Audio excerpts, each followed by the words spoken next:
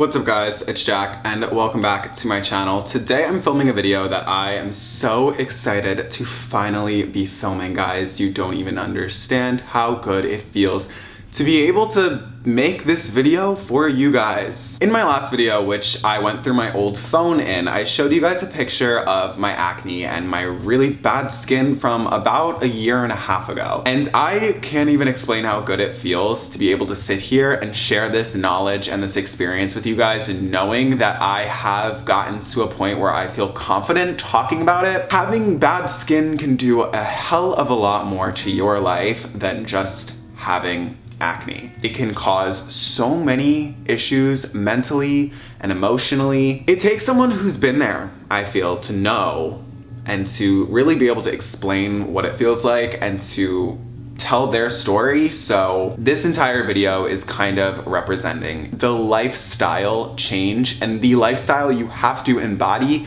in order to bring yourself to a healthy and confident skin without just growing out of it. I would say my story really starts when I moved out on my own. I had such bad skin when I first moved to LA and I was living on my own that it really affected everything that I did. And it was really difficult and sad and emotionally draining, and it hurt to just look in the mirror and see something I wasn't happy with and then hang out with friends who didn't have to deal with that, because acne doesn't happen to everyone and it doesn't happen the same way to everyone. I lived a year knowing my skin was terrible, thinking I could fix it and thinking that I was enough to be able to stop it. I didn't realize the things that I was doing to myself that were harming me and making my acne even worse. I was always trying to hide it in videos. I was never just openly expressing how much my acne was affecting me and mentally and emotionally draining me. But I was doing everything that I could do personally. I was changing my sheets every 3 days. I was never sleeping on the same side of my pillowcase. I was always trying to clean my phone. I was never wearing the same shirt to the gym twice. So many things that I thought were affecting my acne, I was taking action against. I was so convinced that the acne wasn't that bad and it was only the scars, and that it was mostly scarring on my face, because trust me guys, that is almost half the battle. It was so bad that after I would break out, I would have a scar for months, and fuck me for being a person that would lay out in the sun and thinking that I could tan away my acne.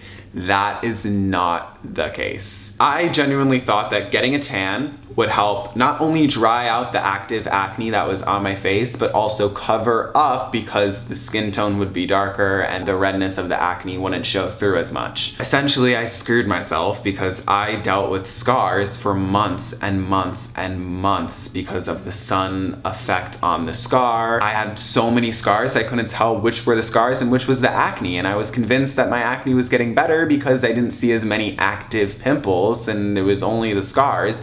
But regardless, I was still dealing with the same problem, red spots breaking out on my face and not going away. It took me up until May of 2015, which was almost an entire year of dealing with that, to go see a dermatologist and be told that I had cystic acne. And cystic acne is something that grows from the inside out. And that is not something that is a result of not changing your pillowcase or touching your face too many times. I took so much caution, which I still do to this day, and I still think is very important, like washing your hands consistently and not touching your face with dirty hands and etc. But that was not the only cause of my acne. And I went to a dermatologist finally, after my mom convinced me to, because I had to leave LA, I had to go home, I had to regroup, and my mom forced me to go see a dermatologist. So I go to the dermatologist and he tells me that I'm dealing with cystic acne, and that's why the scars that I'm dealing with are so bad. He prescribes me a medication called Solidin, which I still take. It has helped me significantly deal with the cystic acne that grows from the inside. It isn't as harsh as Accutane. We decided that if I took this for a couple months and I didn't see a substantial improvement, then I would eventually try Accutane, but that was not my first choice because I didn't want to have to deal with the side effects of Accutane. And I don't know how many side effects are actually legitimate or real, but I know that I would convince myself they were all happening if I was taking a pill that was supposed to make them happen. Coincidentally, I did all of this and started taking medication at the same time that I was making a huge lifestyle change for myself and my health. Wow, am I a poet? Probably. I cut out dairy from my diet, and that is one of the biggest contributors to my skin healing itself. I was a huge fucking dairy eater. I ate pizza all the time. I loved ice cream, milkshakes, anything dairy, anything cheese, I loved.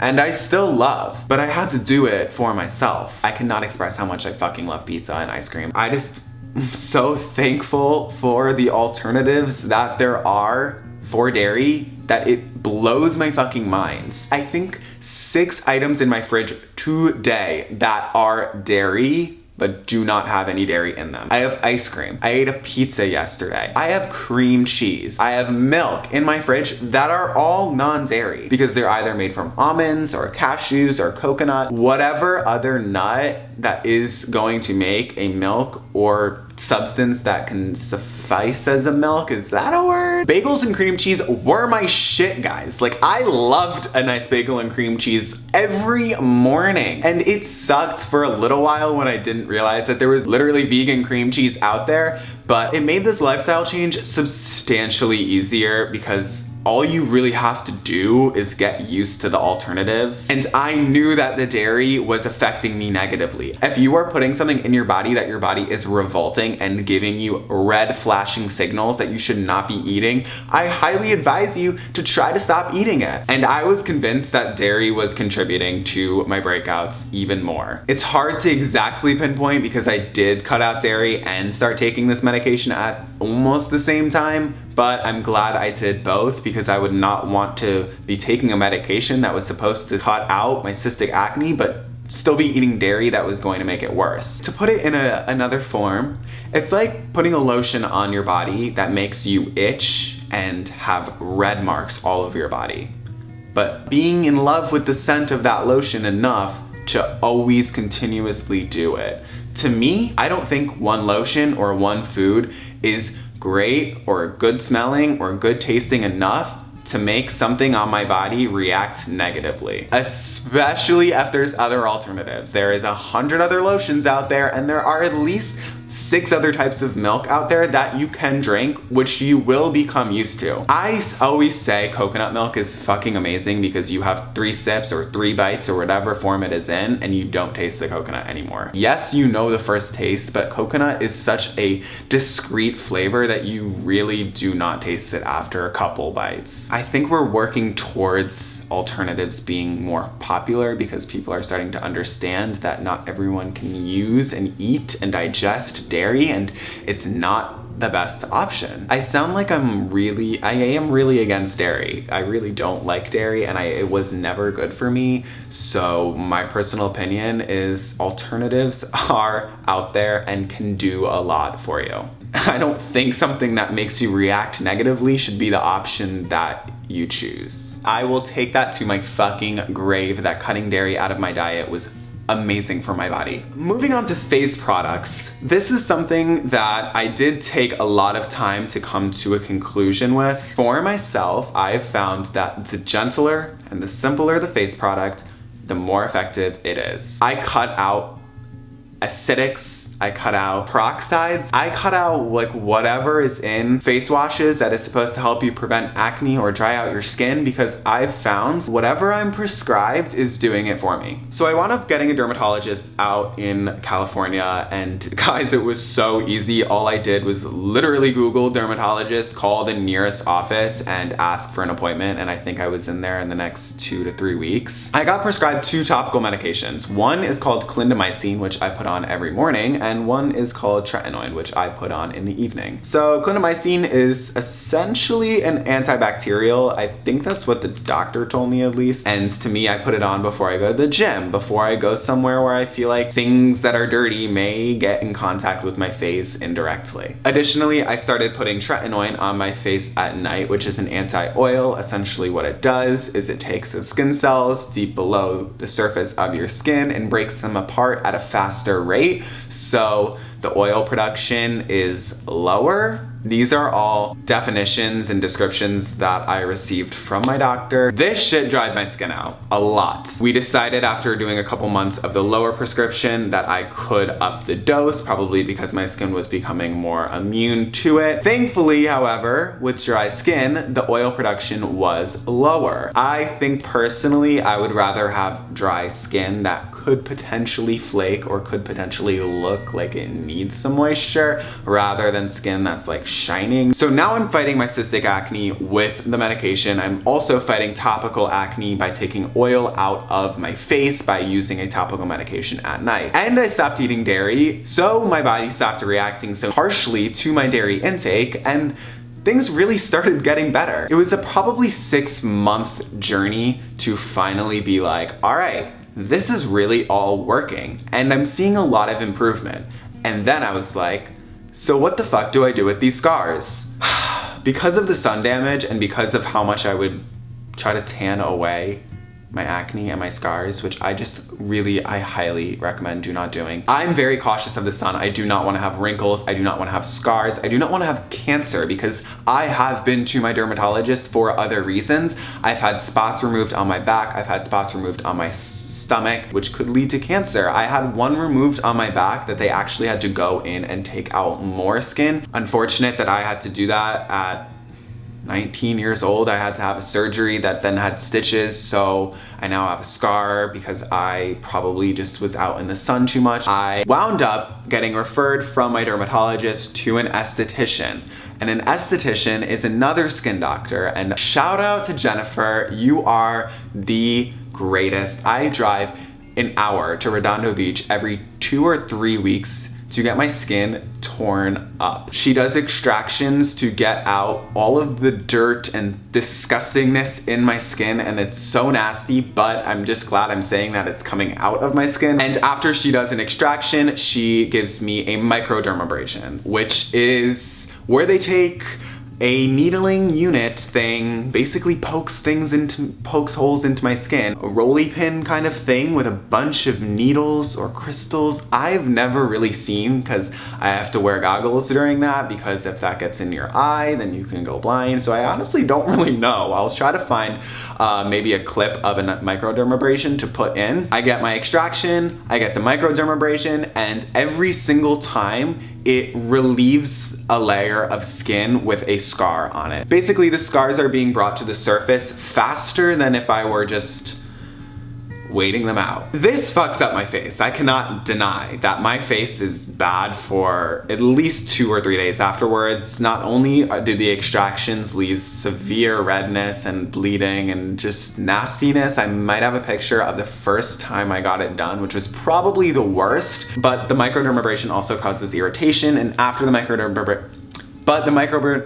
I cannot say that. After the microderm, we put on a chemical peel type thing, which takes off a layer of skin in the coming 3 or 4 days. So I'm usually pretty fucked up after that. I try to get it done on a Monday or Tuesday, so by Friday I don't look crazy. This has also affected my spray tans, because that is the way that I'm tan now. I was terrified of spray tans for so long. I thought that the oil they would spray on you, or whatever the chemical was that would get you tan, would make my face just break out like crazy. And the weirdest and just like best part about the spray tan is that not only does it blend in everything that I have on my face before I go and get the spray, it also helps to dry out anything active on my face. It is so weird. I do not know what the chemical is called. I was strongly against spray tans. I thought that they were going to make my skin worse, and it is so weird to be saying that they actually help. I will be honest, and I'm not confident and I'm not totally aware of the chemicals that are in spray tans. I will not suntan. I will not tan in a booth.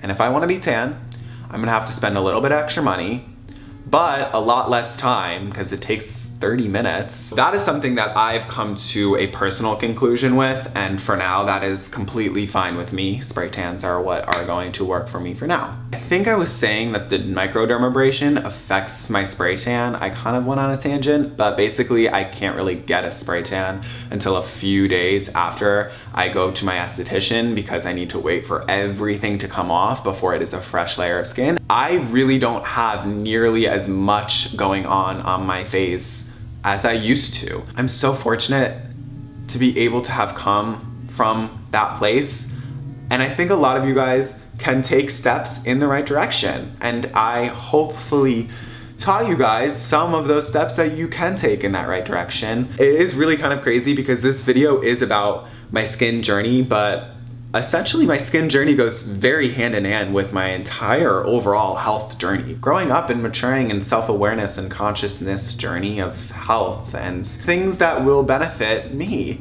and make me feel better. Make me feel better about the way I look because I care. I'm just really, really, really happy, and I hope that I can help you guys out there, and I know that I can. I know that what I'm saying is valuable, so I hope that you guys are listening, and if you watched until here, then I can tell that you really care. I want to make a follow-up video, so leave me any questions you have down below. Please let me know if anything you want clarified or any questions that you have, and I will make a follow-up video if you guys have anything that was unclarified. And I just really hope at least one of you out there can come back to this video and say that something in this helped you and that it opened your eyes to something that you can do. I love you all so much. I care about you all.